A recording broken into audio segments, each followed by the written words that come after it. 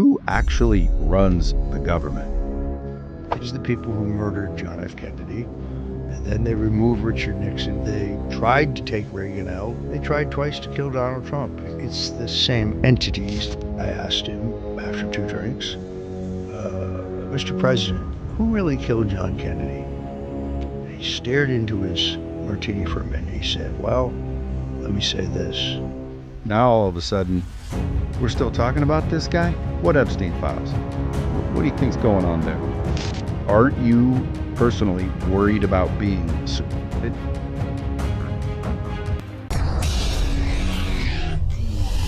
All right, what it is, Brad Lee back again with another episode of Dropping Bombs. Today in the studio, folks, I have a real treat for you. This gentleman is known as a political assassin, a dirty trickster, a patriot, depending on which side you're talking about. I'm sure I don't have to introduce him, and if I do, then your nose isn't anywhere near politics. This guy's been around the block since Nixon. Welcome, Roger Stone. Brad, I'm very happy to be with you. You know, one man's dirty trick is another man's civic participation. Yes, and I watched the documentary. I think it's on Netflix. Is it? Get Me Roger Stone. Yes. I have many questions for you. The first thing that I just keep thinking every time I think of interviewing you is, number one, who actually runs the government? Well, it's obviously not any one person. I think generally speaking, there you have a group of elites in finance, in the government, but also outside the government, the think tanks, the defense contractors, the intelligence services, and so on. There's a permanent government. Presidents come and go, but there's a group of people who stay in place. And sometimes you get rid of some of them, but you never get rid of all of them. And they really run the government. This kind of started, in my opinion, in 1963. So when Eisenhower, who was a very great president, he's so low key, he doesn't get the credit he deserves. But under Eisenhower, you had unprecedented peace and prosperity. He built the interstate highway system so you could drive across the country, from north to south, east to west. And he was a military guy, but he always resisted deficit spending. So they would come to him with these huge defense appropriations. He would say, no, we're keeping a balanced budget. I think he's maybe the greatest president in my lifetime because I was born in 1952. But because he wasn't flashy, because he was very low key, doesn't get the credit he deserves. He warns us on his way out the door. He says, beware the military-industrial complex, the accumulation of power by unelected entities, unelected bureaucrats. He's trying to warn you on the way out the door. These are the people who murdered John F. Kennedy. Then they removed Richard Nixon in a silent coup because he was going to reorganize the intelligence agencies and try to take back power from them. They tried to take Reagan out. That's my next book, actually, in an assassination attempt, which he very narrowly survives. They tried twice to kill Donald Trump. It's not obviously the same people, but it's the same entities. It's the same interests. They particularly control the Central Intelligence Agency. They are deeply involved in the national security apparatus. And they've controlled, until Donald Trump was elected president, they controlled our government. It didn't matter whether it was George Bush or Barack Obama. It didn't matter if it was Bill Clinton or George W. Bush. It's the same thinking. It's the same philosophy. It's the same people. You are famous for technically not giving a fuck. And that's kind of man after my own heart. When it comes to people calling you names, you get excited when they do that. And you said something, you said, if they didn't hate me, then that means I'm not being effective. Yeah. The only thing worse than being infamous is never being famous at all. I mean, the other thing, of course, is all publicity is good publicity as long as they spell your name right, which I, generally speaking, believe. Do you honestly believe that? Pretty much so, yeah. Because in this society in which you have mass communications now, it's not like when I grew up, you had 3 television networks, you had a handful of powerful news magazines, Time, Newsweek, so on. There were no national newspapers. Now contrast this with today. How many channels are there on cable? hundreds. Billion. And there's a magazine for everything from, from cars to home knitting. It doesn't matter. So we're in the society of information overload. And in order to break through that, you have to be interesting. You have to be audacious. You have to be provocative. Otherwise, you just get lost in the din. So you have so much information now. People have so many choices. If you have something to say, then you got to make it interesting. The only thing worse in politics than being wrong is being boring. The one thing you can never be is boring. So there's no such thing as too far? Well, obviously, you don't want to shout fire in a crowded theater. But if you really believe something, and they used to call them conspiracy theories until, of course, they proved to be correct. So people argue with me. As you know, I wrote a New York Times best-selling book in which I make the case that Lyndon Johnson, the sitting vice president, is the linchpin of the conspiracy to kill John F. Kennedy. Yes, the CIA is involved. Yes, organized crime is involved. Yes, Big Texas Oil is involved. Yes, the banking interests are involved. Yes, Israel has an interest in Kennedy's death. That's a very controversial position. But I think I nailed it in my book. I use eyewitness evidence, fingerprint evidence, a lot of deep Texas politics to make the case. Now, when I wrote the book, I took it to 7 different publishers, and they said, nobody will read this. It became a New York Times bestseller. Once I found a publisher, it became a New York Times bestseller in 3 weeks. And God willing, it may put my grandchildren through college. It still does very well. But I made a very comprehensive case. I also didn't count on my publisher to do the publicity. I did all the publicity myself. I did hundreds of podcasts, radio shows, and so on. It's now been printed in like 17 languages. I think I made the case. I'm not a lawyer, but I think I made the case. This was really born out of a conversation I had with President Nixon. So I was 19 years old I was 16 years old when I first met Nixon. I was 19 years old when I went to work for him. I was the most junior person on the Nixon staff in 1962. I had very little contact with him. It was in his post-presidential years, when I was working for Ronald Reagan in 1980, that one of my assignments, I was working out in New York, running New York, New Jersey, Connecticut, Pennsylvania for the Reagan campaign. One of my responsibilities was going out to Saddle River, New Jersey every Friday to give Nixon a briefing on the campaign because he had a voracious appetite for political information. He also made a hell of a martini. So we would go out there, and he was very, very buttoned down. But when the briefing session was over, he would say, "Hey, you want a silver bullet?" Meaning a martini. And I said, sure, who wouldn't take a martini mixed by a former president of the United States? So he had his own formula. He would take a jar of olives. He would drain the juice.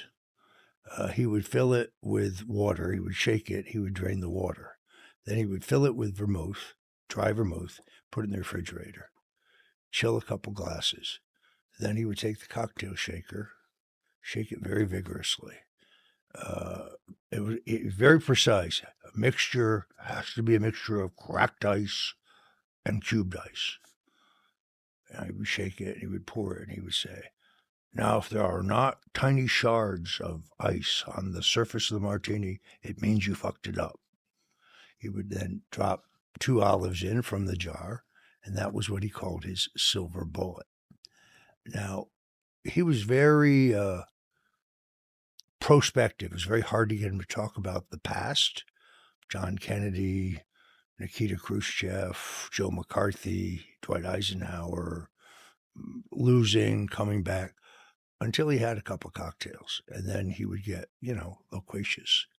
So one Friday, I asked him, after 2 drinks, Mr. President, who really killed John Kennedy? And he stared into his martini for a minute. He said, well, let me say this. The Warren Commission was the biggest goddamn hoax in history. I said, I'm not sure what you mean. He said, well, it was Dallas. I said, I'm still not sure I understand what you're saying. He said, let me put it to you this way. Lyndon and I both wanted to be president, but the difference was I wasn't willing to kill for it. There it is. That's what inspired me to write the book. So, out of curiosity, how come nobody ever goes to jail for stuff that's been revealed lately? Well, I guess we don't yet know that. We have a very corrupted justice system. I lived through this personally because, as you know, I was charged and convicted of lying in my voluntary testimony to the House Intelligence Committee about the Russian collusion, which, by the way, we now know never happened. So how do you lie about things that didn't happen? And why don't they go to jail is what I want to know. Well, I think that's the American people, they hear the media talk and they hear, oh, Trump did this, Trump did that, when it's planted bullshit. And then when people find out for fact it's planted bullshit, it's complete hoax, complete setup, nobody pays, nobody goes to jail. Well, I think we may see a change in that now. I mean, I think there's a high probability. Let me step back. I can tell you with absolute certainty that there has been a federal prosecutor appointed, and that federal prosecutor has already impaneled a grand jury. There are grand juries in New York and in Florida on the basis of the theory that the raid on Mar-a-Lago, on the president's home, was an act in a continuing conspiracy. That would get the trial out of Washington, D.C., where you will never get a fair trial or a conviction because the judges are incredibly partisan. They're nasty. They're all Trump haters. You'll never get a reasonable, balanced jury, a fair jury. But a trial in Florida, you have a much higher probability of having an actual fair trial. That's a real representation, as far as the jury's concerned, of the country. And therefore, I think you're going to get criminal charges against the vice president, Joe Biden, against John Brennan, the CIA director, the Islamic convert, communist CIA director, who, by the way, is the guy who signed the visas for 4 of the hijackers who attacked America when he was the station chief at Riyadh in Saudi Arabia. Guy got caught spying on a Senate committee investigating his illegal use of torture as the CIA director. Pretty sure he's going to get charged. The FBI director, James Comey, I think he'll be charged. Rod Rosenstein, the acting attorney general who appointed Mueller, I believe he'll be charged. I think Robert Mueller, who I think is now institutionalized because he is non-compos mentis, but I think he may yet be charged. Susan Rice, the national security advisor, I believe she'll be charged. James Clapper, I think the director of national intelligence, I think he'll be charged. No, it's a new day. I think Trump will recalibrate the scales of justice. It's not about revenge. It's about everybody being treated equally. These people actually committed the greatest single dirty trick in American political history. This was an abuse of power in which the full authority of the U.S. government and the capabilities of the intelligence services were used, weaponizing 2 pieces of what they knew was fabricated evidence, the so-called Steele dossier, which was a report that claimed that Trump had dallied with Russian prostitutes when he was in Moscow on a private business trip, and the false claim that the Democrat National Committee had been hacked by Russian intelligence, there's no evidence of that. I think that you're going to have justice here relatively shortly. My question would be, aren't you personally worried about being suicided? Well, I do travel with security, and I get a lot of death threats. It's just kind of goes with the territory. But no, not really, because they already put me through what they were going to put me through. In other words, they invent these charges against you. It wasn't really about anything I did wrong. What they wanted was for me to testify against Donald Trump. we've been friends for 50 years. He hates it when Did you say 50? 50. He hates it when I say that because he says it makes us both sound old. He said, "Please stop saying that." But I was at his at his wedding to Marla Maples. I was there. My wife and I were there when he married Melania. I met him in 1979 when when I first recruited him for Ronald Reagan's campaign. I was working for Reagan in New York. He and his father joined our finance committee, raised quite a bit of money for Reagan.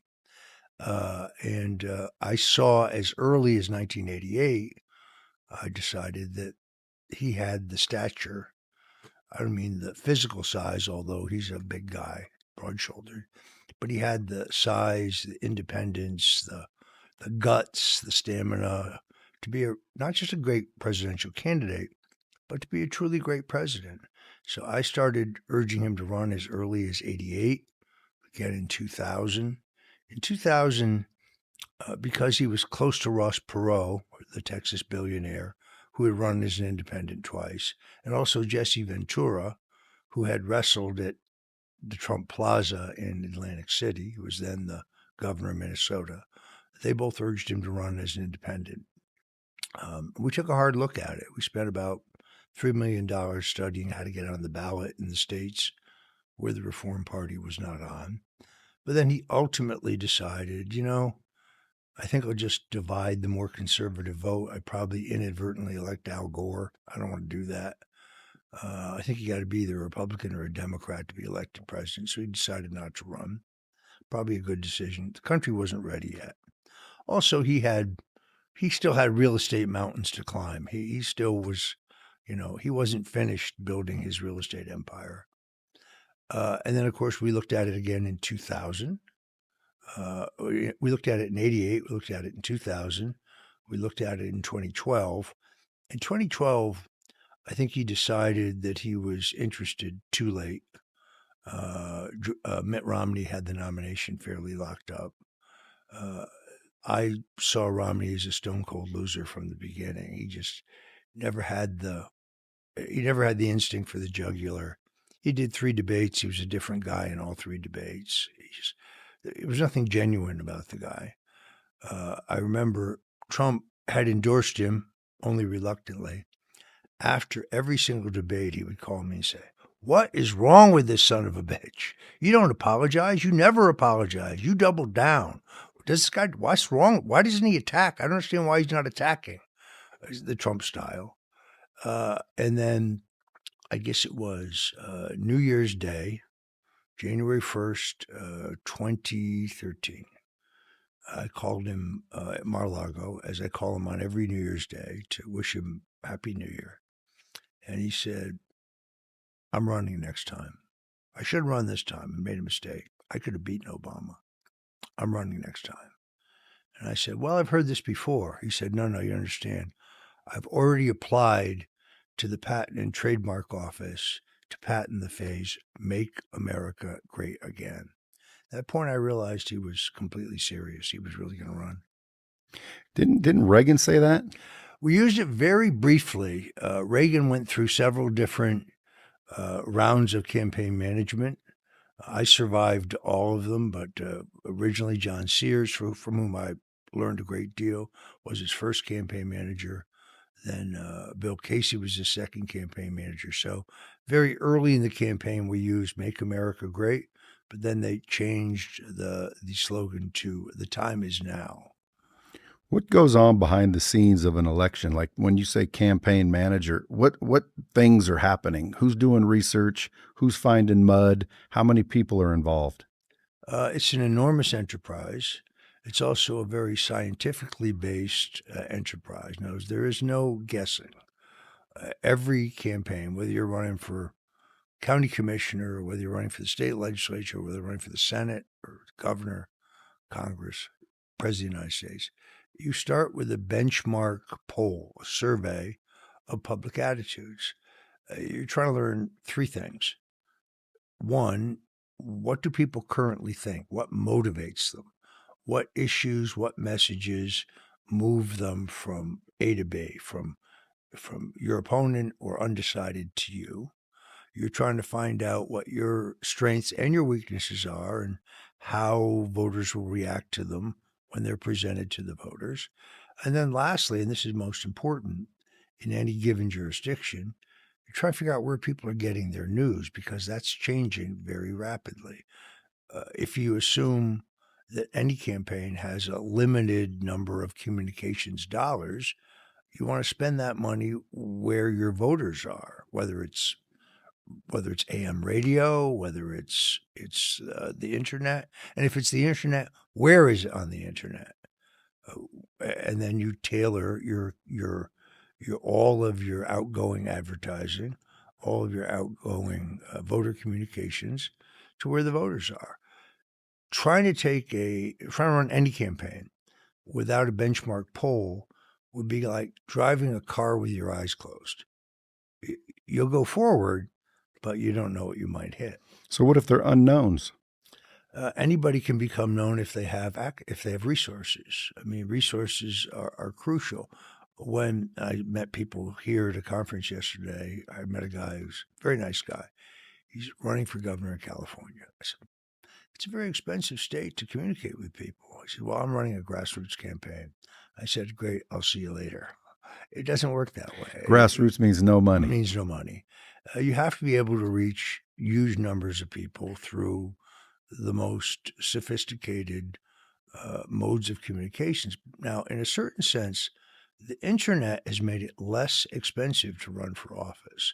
In the old days, when you only had broadcast television, which is, as you know, extremely expensive, you had to be wealthy or have access to huge amounts of special interest money in order to run for public office.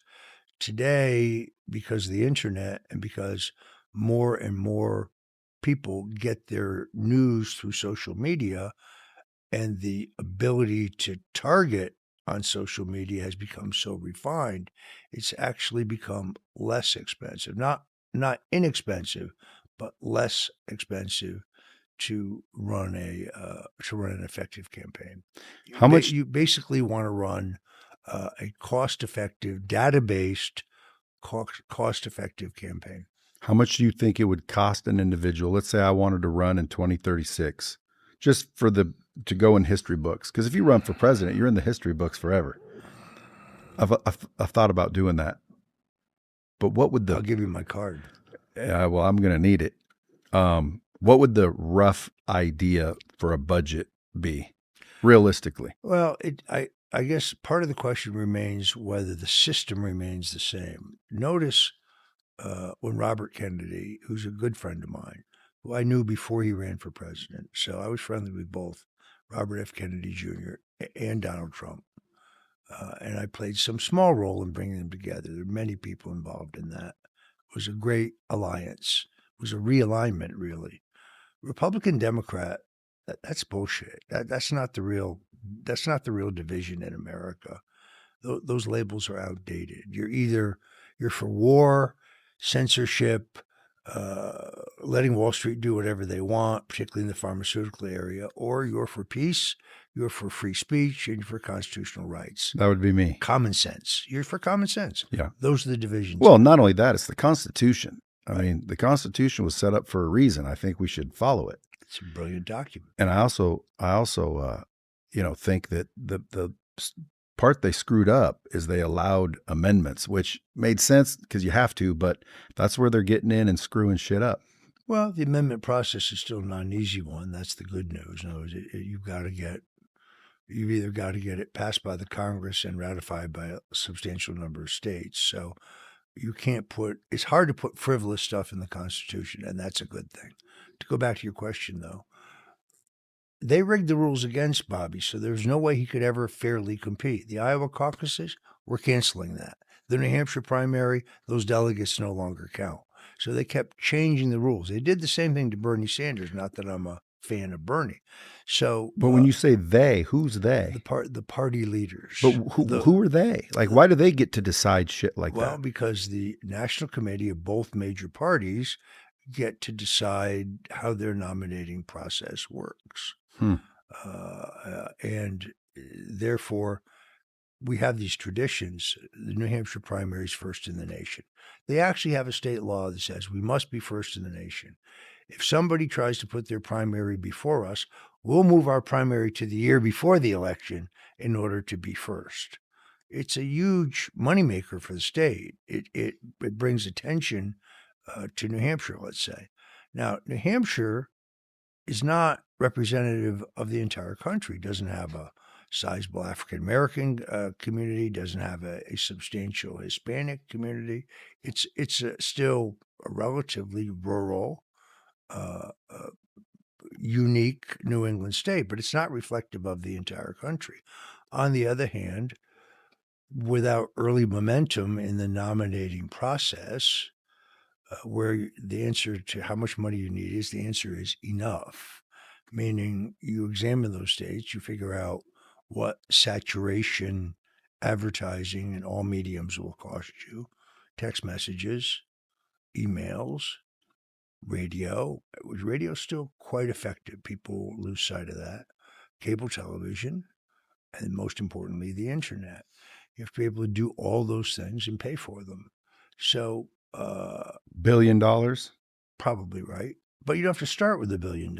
In other words, if you had a couple $100 million and you catch fire, you'll get the $1 billion and you'll also get nominated. Because people will throw you money. Exactly. People, you attract donors, you attract supporters. The better you do, the better you will do. Seems rigged. Well, they certainly rigged the process against Bobby Kennedy and his party. It's why he became an independent, now joined forces with Trump in a new alliance. They rigged the system against Tulsi Gabbard. That's why she left the Democrat Party, now a Republican. She will, in my opinion, be the first woman president. Tulsi? Yes, no question about it. Since Ronald Reagan, I have not seen a more talented, principled, articulate, measured, disciplined political figure than Tulsi Gabbard. She's absolutely inspiring. She's brilliant. She's thoughtful. There came a time in her confirmation hearings when she was appointed the Director of National Intelligence, and there was one Republican senator who was refusing to vote for her, and she was one vote short. And she's a friend of mine. And somebody from the White House called me, somebody high up, and said, look, we got a problem with Senator X. Says you won't vote for her unless she retracts something she said about Edward Snowden. So could you talk to her? And I said, I can talk to her, but I can tell you right now it's a waste of time. She's not going to retract something she believes to get a vote. She's not going to do that. She's a person of principle. If she said it, she believes it, she's not going to retract it. Now, in the end, I called her and it was a waste of time. She said, well, I'd rather not have the job than not be true to myself. That's how I think. Snowden, he's not a criminal. Snowden exposed the corruption of the federal government. That's their problem with him.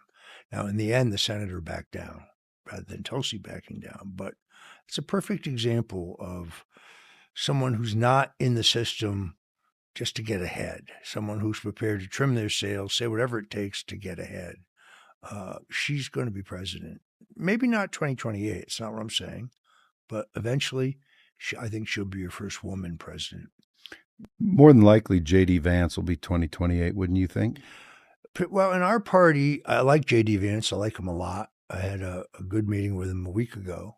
We didn't really know each other that well. We met in passing, but I got to spend some actual time with him. Very impressed with him. Have you watched his movie? In our party, yes, very excellent. And in our party, we're great believers in waiting your turn. We're great believers in hegemony. If you're vice president for 8 years or 4 years, in his case, you have an enormous leg up. He's doing an amazing job. He understands, particularly with this president, with all presidents, you don't upstage the president. I mean, Trump is a one-ring circus. Trump is the Trump administration. Trumpism far more popular than the Republican Party will ever be. Trump can reach people that no one else can reach. This is why John McCain loses. This is why Mitt Romney loses. This is why Trump wins, because he can reach out to people that no other Republican can win. And people don't know this, but in these confirmation fights, Bobby Kennedy, Tulsi Gabbard, Kash Patel, these were tough fights for Trump to get his chosen cabinet. J.D. Vance plays a crucial role on Capitol Hill, rounding up the votes that he needs.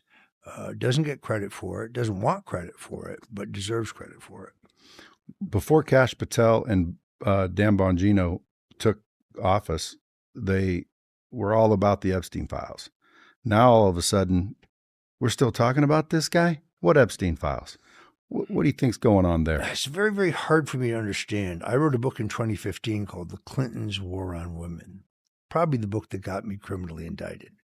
The longest chapter in the book is on Jeffrey Epstein. I interviewed Virginia Roberts Giuffre for 6 hours.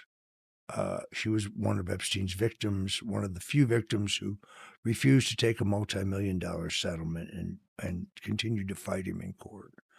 We're told roughly 2 months ago that she committed suicide. I doubt that. I having spent time with her, having spent with her lawyer, having spoken once with her father, I just don't believe it. Of course not. But I read all of her sworn testimony. I read the sworn testimony of all of the victims who sued. I was around Trump in those days. He cut Epstein off in 2005. Epstein made an indecent approach to Virginia Roberts, was her name then. She's working in the spa. Trump heard about it, and he had him banished from all of his properties and from his life. This is prior to Epstein being exposed in Florida, prior to him being charged in Florida. So this idea that Trump has something to hide, he's on the list. Well, what does that mean, on the list? Was Trump on his plane? Yeah, 3 times with his wife, Marla Maples, and his daughter, Tiffany. They flew from New York to Palm Beach and back. What does that prove? Nothing. Well, Richard Branson's been rumored to be involved on that list, and I went to his island because I was invited to go there and speak. And so now my name's on the Richard Branson list. So if that were to ever be revealed as a big, which I'm sure it's not, but let's pretend, my name would be on there. Doesn't mean I did anything. So I don't know being on the list means anything, but isn't there a list of people that definitely did shit? Let me say this. The Epstein's butler, it's always the butler that did it. Epstein's butler, a guy named Albert Rodriguez, who was dying of cancer, sold Epstein's private telephone book. Well, not everybody in his phone book is guilty of any wrongdoing. I mean, Right. His gardener's in the phone book, But the butler went through the book and he circled the names of those that he said were either involved in pedophilia, or in some cases he circled the name and wrote witness, meaning they weren't directly involved, but they were a material witness to it. So in essence, there is a list. And of course, we're relying on the man's dead now, but we're relying on the assertions of the butler. And then separately, there are the FAA records of who was on the plane. Well, that means who went to Palm Beach, who went to New Mexico, who went to the island, who went to his apartment in Paris. Steve Bannon is on the list. Steve Bannon visited him in New York after he was charged with pedophilia. Steve Bannon visited him in Paris after he was convicted of pedophilia. Steve Bannon was coaching him on media appearances, how to appear more friendly, less threatening. I have a lot of questions about that.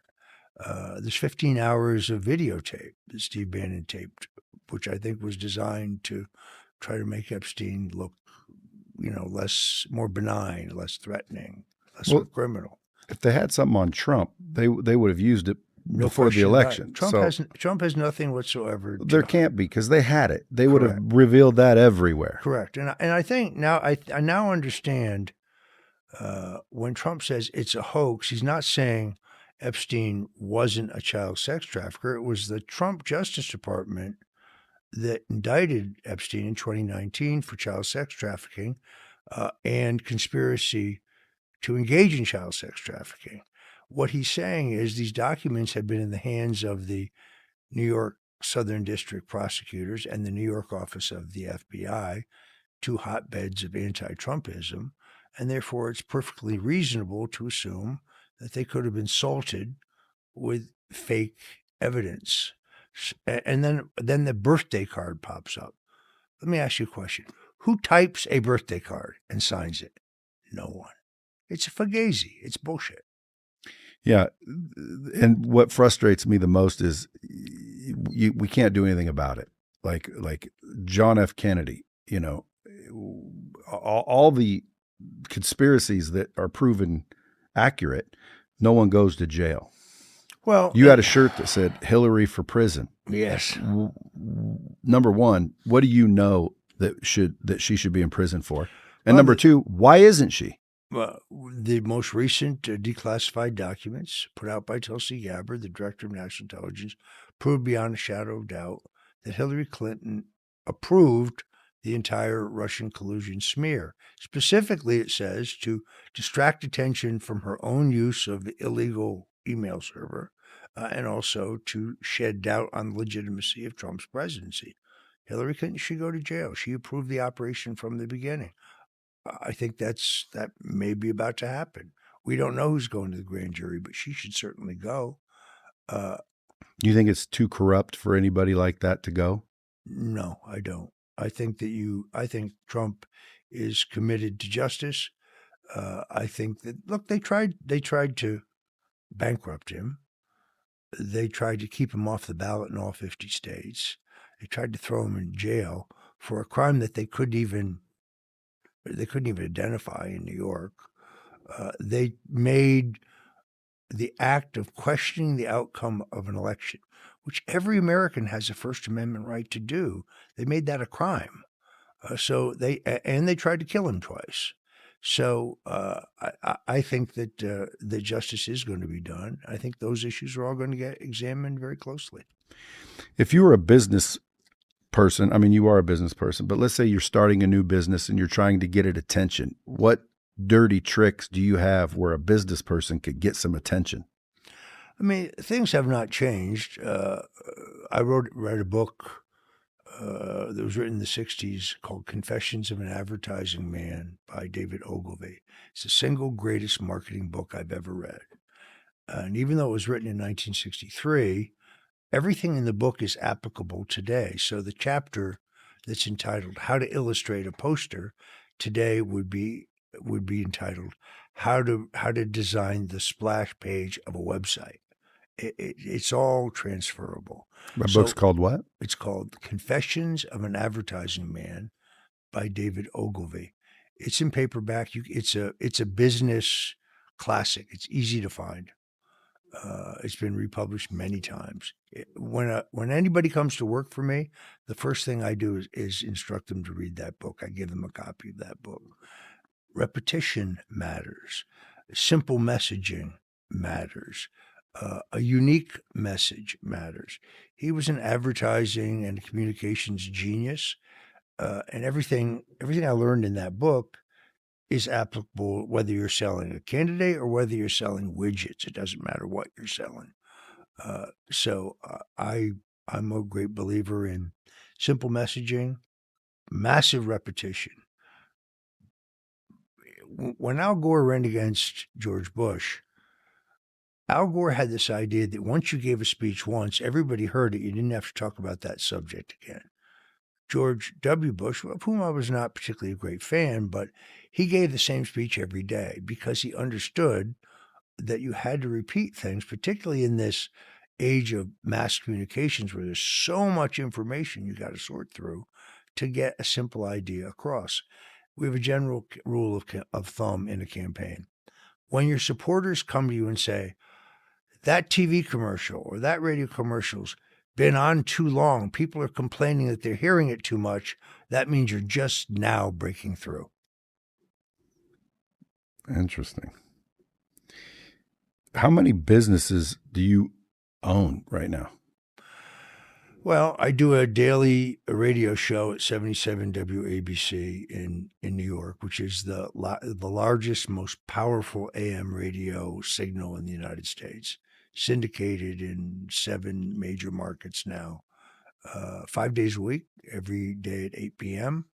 Eastern, then 2 hours on Sunday from 3 to 5. That's a lot. That's a huge amount of work. So for every hour you're on the air, assume that there's an hour of preparation, reading, deciding what you want to talk about. Sometimes I have guests. Sometimes I just talk myself. I've written 5 books: The Clintons' War on Women, The Bush Crime Family, The Myth of Russian Collusion, The Man Who Killed Kennedy, The Case Against LBJ, Stone's Rules, which is kind of like Machiavelli's The Prince or Sun Tzu's The Art of War. I'm just finishing a book on the attempted assassination of Ronald Reagan because John Hinckley Jr., who was convicted of trying to kill Reagan, is crouching in front of Reagan, meaning all shots would have to come from a upward, from a downward trajectory. Reagan was hit from behind and above. I know this because I interviewed the doctors at George Washington University Hospital. By the way, when you go get the government records through a Freedom of Information Act, of a 90-page document, you can see 3 words. The rest of it is all redacted. You won't find anything in the government records. So you have to track down the Secret Service agents, some of whom are still living, the eyewitnesses, some of whom are still living, the doctors who attended Reagan at George Washington Hospital. That book will come out hopefully by Christmas. I'm almost finished. And then I still consult for individuals, companies, governments, if they're pro-Western. I'm just giving them strategic advice. I still do elections very occasionally. I'm more interested in doing foreign elections for pro-American parties than I am doing domestic elections, although I do some of those as well. Because our technology, things that we take for granted, have never been used in some of these other countries. Text messaging, blast emails, and so on. So those things keep me busy. Plus, I have 5 kids and one. I have 2 kids, 5 grandchildren, and 1 great grandson. So I'm busy. Based on the outcomes of these elections, how, on a 1 to 10 scale, 10 being ridiculously stupid, are American voters? People are actually a little smarter than you think. And how do so many vote the other way? Well, because you have between you and them, you have a media which dumbs them down and which also doesn't tell them the truth. So I don't think that when Trump calls them the fake news media, he's telling you the truth. But they're also losing power because fewer and fewer people, and this is an evolution. As you know, there used to be a time that cable television, 3 big networks, that was everything. Then you had the advent of cable, Fox, CNN. Now they're losing influence and power quickly as people move to the internet. Now on the internet, you can learn a lot of things that you would never find in those other mediums because they never got covered. So as people get more and more information and people have access to more information, I think voters get smarter because they can find out more. If you're curious, you can learn more. Well, how do you know what's true? People have to discern what's true. That's the real problem with AI. If you read AI, they'll still tell you that Lee Harvey Oswald killed John Kennedy, which of course he didn't. But I do think that the availability of more information allows people to make their own judgments. A more important question is, how honest is our election system? How honest is how much election integrity do we have? And the issue is, we have huge problems getting an honest vote count. Mail-in ballots are an invitation for fraud. When I was in Las Vegas before the last presidential election, I was here to give a speech for Trump. And a man came up to me and he had 5 mail-in ballots. They were all addressed to his address, but in the names of 5 different people. And I said, "What's this?" He said, "Well, one of them is me. The other 4 are people who rented my apartment before I lived there." And I said, "But so how come they got ballots?" We said, "Well, they're still on the voting rolls." And I said, did you try to contact any of these people or research who they were?" He said, "Yeah, one guy rented my apartment 15 years ago. He's dead, but he's still on the voter rolls. The other 2 people moved out of state. One of them lives in California, one of them lives in Oregon, but they're still on the voter rolls." And then he said, "One other guy had my apartment about 2 years before I did. He still lives in Nevada, but he's on the other side of town. And by the way, he's registered twice. He's registered over there and he's registered at this address." So I said, "So if you were dishonest, you could cast all 5 of these votes and nobody would know." And he said, "Yeah." I said, "Are you going to mail in your vote?" He said, "No, I'm afraid they won't count it. I'm going to tear it up and show up at the polling place and vote in person on election day." How do you know they count that? Well, you don't. Nevada is probably among the dirtiest systems because you don't have to request a ballot. They mail you a ballot whether you have requested it or not, and they very rarely clean the ballots. So the corruption begins with mail-in ballots. The machines, of course, which they try to tell us are not connected to the internet, are. So once you do the count of the machines, you know how many paper ballots you need to create in order to change the election results. This is what happened in the country in 2020. I suspect that Tulsi Gabbard will have a lot of declassified information in the next couple of weeks that will show you that the machines are rigged. The machines have been rigged. This is probably the number one issue in terms of making sure that our next elections are clean and honest. We need to go to paper ballots. We need to go having the election on one day. Voter ID. And photo ID. If the French can count 38 million paper ballots on one day, the French, then we can certainly do it. So it can be done. You know who won the 2016 Democrat primary in California between Hillary Clinton and Bernie Sanders? Bernie. We still don't know because they've never announced the result. See, this is the part that frustrates me. Where's the accountability in this? Like, according to the Constitution, we, the people, are technically in charge. However, I keep my contention that we, the people, are no longer around because we can't communicate. So the government gets in these meetings, they stamp it. We were all there. We all said thumbs up, so it passes. We, the people, have no form of doing that. So we can't say bullshit. No, we're not doing that. Because again, if it worked like it's supposed to, we, the people, are in charge. So like, for example, someone redacted all the information on those files. Who had the authority to do that? And why couldn't the people say, no, we're not doing that. Let that out. Epstein list. Hey, listen, we realize everybody's not guilty just because they're on the list, but God damn it, release the list. We, the people, demand it. You know, how come there's never any accountability to these people? First of all, I share your frustration, but it all starts with honest elections. Because if you can have honest elections, then you can elect good men and women to office who can change these things. Yeah, but they're not in control. Well, but they can get in control. Trump's election is the beginning of a complete sea change in American politics. This is not supposed to be possible. We never elected a businessman president of the United States. He took on 16 more experienced politicians. They laughed at him. They never took him seriously. They never saw him coming. He routed them in that election. And then I don't believe the outcome of the 2020 election. Joe Biden was a vegetable. He didn't get 81 million votes. See? You tell him he got 20% more votes in African-American precincts than Barack Obama? Zero chance. Zero. In the city of Philadelphia, more people voted than are registered to vote.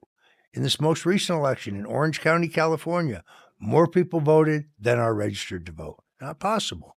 So these things have to be cleaned up. They can only be cleaned up by electing people to office who are not committed to that system, but committed to real change. People get elected. I've seen this going back 50 years. People get elected, and one of two things happens.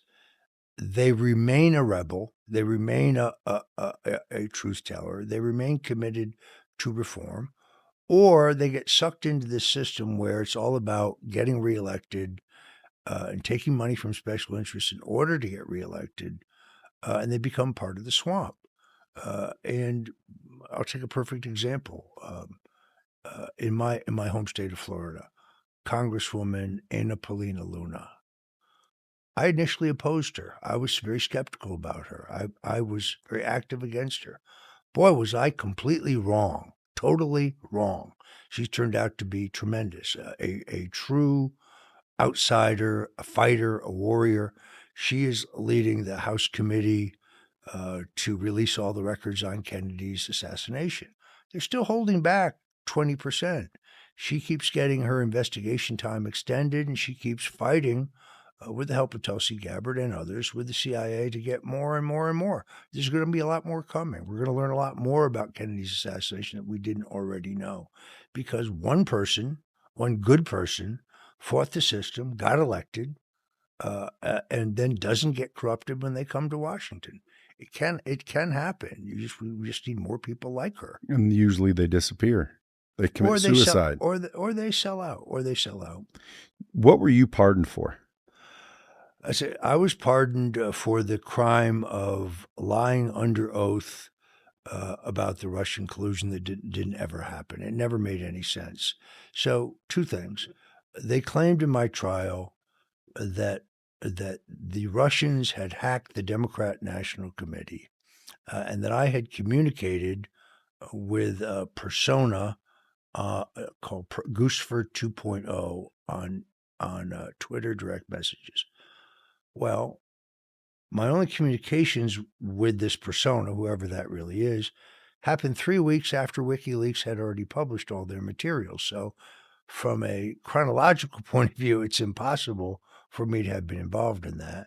And then secondarily, they accused me of witness tampering because one of my friends in New York, the guy who told me that WikiLeaks had all this material and was going to publish it in October of the election year. And I said to him, "How do you know that?" He said, "Well, I know a woman lawyer who works for WikiLeaks. Just don't ask me any more questions." I have his text message. That was one of the charges against me, that I lied when I said that. I had the text message in which he told me that. The judge would not allow that text message to be entered into evidence. I was not allowed to use it in my defense. My trial was completely and totally rigged from the beginning. And the purpose, again, was to convict me so that they could pressure me to testify against Trump. It wasn't that I had They wanted leverage. wrong. There was nothing. There was no Russian collusion to hide. Two things. The government claimed that the Democrat National Committee had been hacked by Russian intelligence. The FBI admitted in my trial they'd never inspected the computer servers. They had relied on a third-party company called CrowdStrike.